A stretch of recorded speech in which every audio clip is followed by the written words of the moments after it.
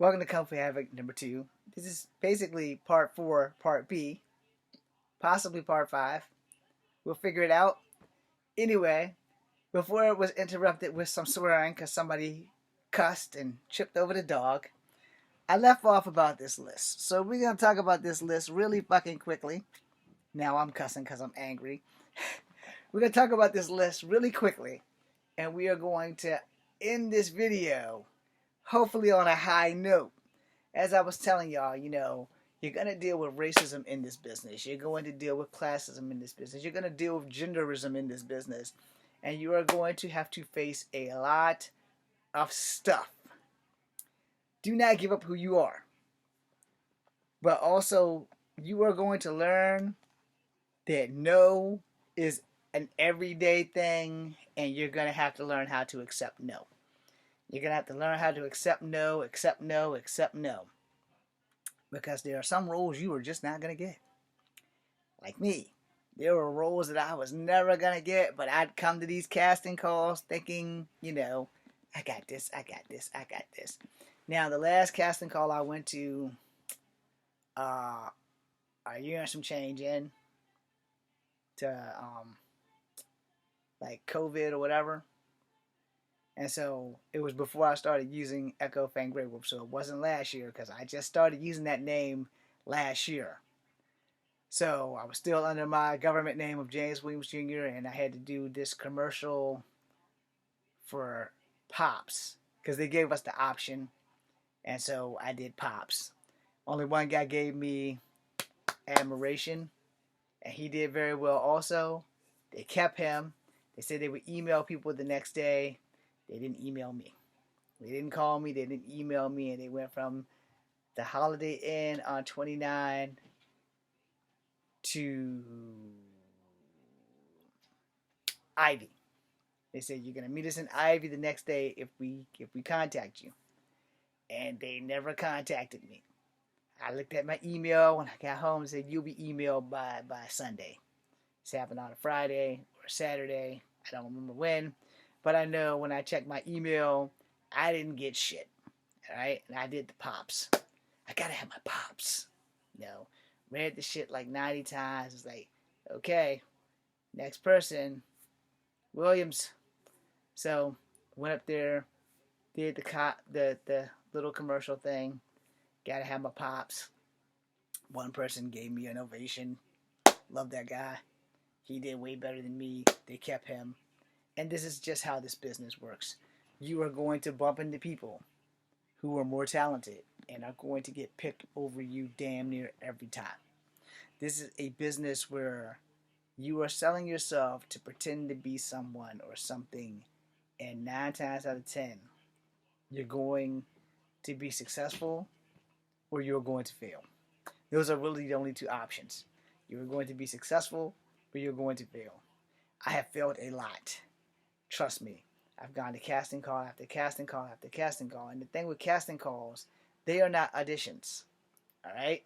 Understand, there is a big difference. A casting call versus an audition. Casting call is where everybody flocks to be there just to get seen. A audition is where your agent arranges for you to literally go in and have a face-to-face meeting with people where you will be handed a script, and with that script they will tell you, okay, this is what we want, give it to us. Now after you get past the auditions part and they pick somebody else to be your co-star or whatever, then you have a reading to make sure that your chemistry matches. So if you're setting me up with somebody who is as beautiful as my crush, the flawlessly beautiful and dangerously sexy Zeta Zhang, I'm probably going to stumble over my words. But I'm going to focus long enough to get this shit done. Now, let's say on the other half of that, they set me up with somebody who's just as attractive, but let's say our chemistry works, then it's going to look more real. Now, granted, it's going to look more real if they set me up with my crush too, because they may give us some shit that I probably really want to say. So, you just have to, take care of your nerves. Right? You're gonna be nervous at an audition. You're gonna be nervous at a reading, and then you pray for the callback. And sometimes you can jump right past that, because sometimes, like right at the audition, if the producer's there and they like what they see and you handle yourself well and you stay calm, it's like, I want that one. You know, it's like, we don't like him. I'm the producer. I want that one. Miracles can happen. Trust me on that. I'm going to end this video on that note, that miracles can happen, and that you need to understand the difference between a casting call, which is like public, an audition, which is not public or as public, and then your reading and your callback.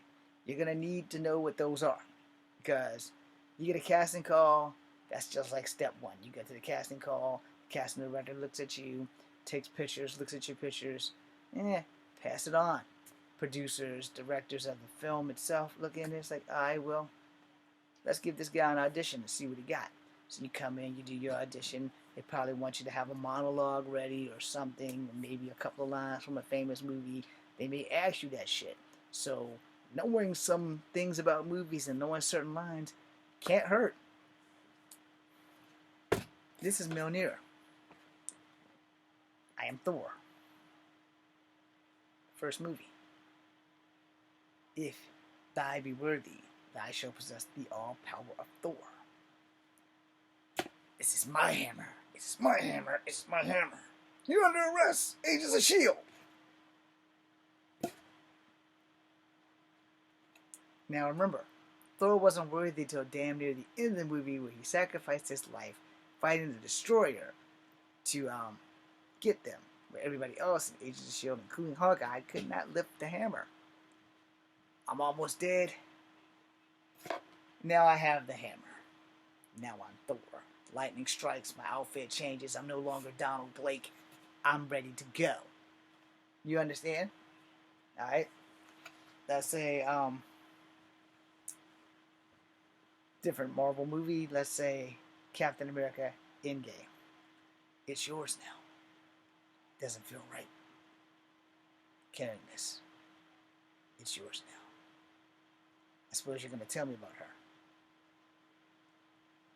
No, I'm not. You know, I got that wrong. Completely wrong. But you get the gist. I'm not Chris Evans. I'm also not Anthony Mackie. So, therefore. Now let's say, as I like to do in my Monday night monologues, let's just say, what would happen if a native found the hammer of Thor on the reservation? Walk up, 20 natives trying, all merciless men, one woman, and the worst person in the tribe. The one that they shun, the one that they banish, the one that they shave away. It's the last person in the tribe that anyone would think could pick up this damn thing. Yeah, look, it's Grey Wolf. He doesn't deserve that. He doesn't deserve it. He's not worthy. He'll never pick up that thing. Grey Wolf just comes along. Nice hammer. Walks away. Everybody else comes back. 20 people try to get it. They all slide off. Yeah, that hurt. I bumped my head on the damn thing there. Got into it. Really got into it. So, yeah, I can play things off. And yes, my head is stinging like a motherfucker right now. But anyway, they slide off the hammer. Grey Wolf comes back. What's your problem, guys? It's not that difficult. It's just a hammer. Goes back away. And they all try again. And again. And again. And Grey Wolf is laughing. These idiots. They come back. And they were like, what makes you so special? I don't know. Maybe it's the fact that you guys don't want me at the tribe. Marvel was famous for having comic books that slated, and one shall save them all. And now you know where I got that from. There's a comic book in Marvel with Colossus saving them all. So, if you don't have that comic, you know it exists now. He's fighting in the center of the comic. Everybody's laid on the ground. It has, and one shall save them all. Uncanny X-Men. Now, That's where I basically took that from. 20 men grabbing this hammer of Thor, not being worthy of picking it up. And the one that everybody deems worthless, the one that everybody hates, walks along, scoops up the hammer. Because that's acting. That's how shit goes. Storytelling. That's how that shit goes. To be a good actor, you gotta like stories. You gotta be able to tell a story. You gotta be able to sell a story. You gotta be able to have people look at that guy and say, this is the ugliest man I've ever seen in my life. But I can't take my eyes off of him because this movie, he is doing this damn thing. Acting. You will face stuff like this every day. You can look at certain actors right now and look them dead in the face and be like, how the fuck are you in this business? It's because they can act. There's no ifs, ands, and buts about it. But the most important thing, besides the fact that they can act, is the fact that somebody gave them a chance. The one thing that has been eluding me is that no one has given me a chance. And shout out to the college kids that gave me a chance, but then got to fighting with each other, so the movie never got made when I was supposed to play the bad guy. You know, it took me about 3 or 4 weeks to get the 619 down packed, only to never be able to do it ever, because they like, we need you to be able to do the 619. It's like, what? It's like, yeah, we need you to be able to do the 619. I was like, okay. It's like, can you do the 619? Do you know what the 619 is? And I was like, well, I am a wrestling fan. Yes, I know what the 619 is. Yes, I can learn the 619. I can do the 619. No, full fucking well, I can do the 619. Where are we doing the 619? Where there's a fight that we want to have at these two banisters, and you get to be the bad guy. You're only going to have one fight in the whole thing, and you get to kick my ass. Okay. So, you're going to be able to do the 619 in this little banister area at a certain spot at the University of Virginia. We're going to have you come in, you're going to kick the guy, you're going to put him in the position, and then you're going to do the 619. I say, do I lose the fight or what? It's like, nah, you don't lose the fight at all, because you're not even really the bad guy.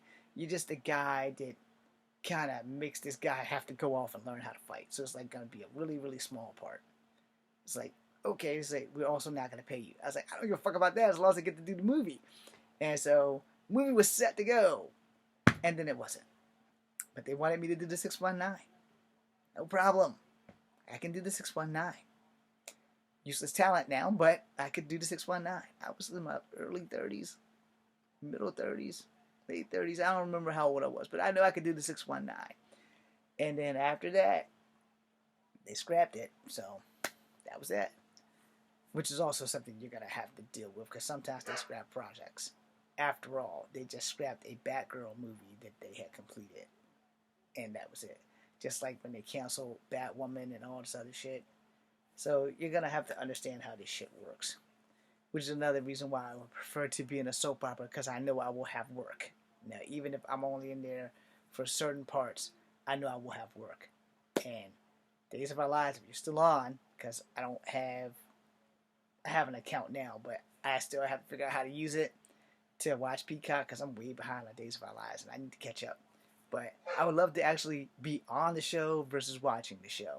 So yeah, these are the things you're going to have to face in the acting business.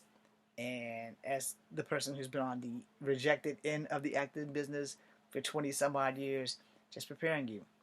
You're going to need to fight for yourself. Thank you for watching. I'm Echo Fan Grey Wolf. Be seeing you. Oh shit, didn't stop it. I hit the wrong button.